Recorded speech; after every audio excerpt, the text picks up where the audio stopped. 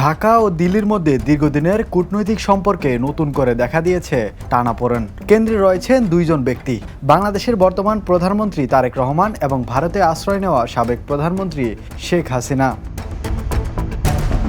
তারেক রহমানের সম্ভাব্য ভারত সফরকে ঘিরে সাম্প্রতিক সপ্তাহগুলোতে জল্পনা বেড়েছে, কিন্তু বাংলাদেশ সরকারের পক্ষ থেকে এই সফরের সঙ্গে একটি বড় শর্ত জুড়ে দেওয়া হয়েছে। শেখ হাসিনার প্রত্যর্পণ প্রক্রিয়ায় ভারতের দ্রুত পদক্ষেপ।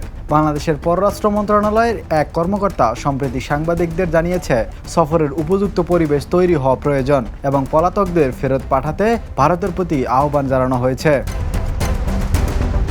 বাংলাদেশে নিযুক্ত ভারতের সাবেক হাইকমিশনার বিনা সিকরি এই অবস্থানের কড়া সমালোচনা করেছেন। তার মতে, একটি রাষ্ট্রীয় সফরের সঙ্গে প্রত্যর্পণ প্রক্রিয়াকে জুড়ে দেওয়ার চেষ্টা রীতিমতো অস্বাভাবিক। বাংলাদেশের পররাষ্ট্র মন্ত্রণালয়ে সাম্প্রতিক একটি সামাজিক মাধ্যম পোস্টকে তিনি রুড ও দাম্ভিক বলে অভিহিত করেন এবং বলেন, এভাবে পরিস্থিতি তৈরি করা কূটনৈতিক শিষ্টাচারের সঙ্গে সাংঘর্ষিক।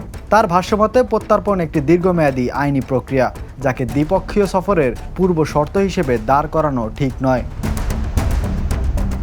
সিকরির মতে, দ্বিপক্ষীয় প্রস্তুতির মধ্যেই সফরের জন্য হাতে সময় খুবই সীমিত।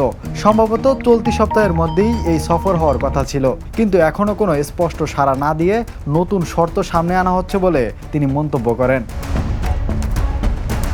ভারতীয় সংবাদ মাধ্যমেও বিষয়টি গুরুত্ব পেয়েছে।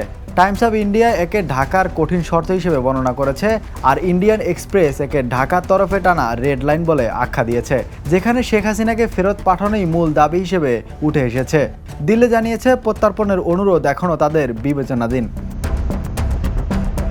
উল্লেখযোগ্য বিষয় হলো, ফেব্রুয়ারিতে দায়িত্ব নেওয়ার পর তারেক রহমান যদিও ইতিমধ্যে মালয়েশিয়া ও চীন সফর করেছেন, বাংলাদেশের নতুন সরকার প্রধানদের ক্ষেত্রে সাধারণত প্রথম বিদেশ সফর ভারতে হয়ে থাকে। এবার তার ব্যতিক্রম ঘটেছে।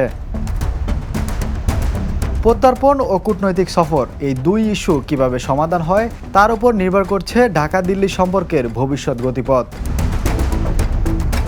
Imran Hossain, the news. দেশে দেশে সবার সাথে দ্য নিউজ।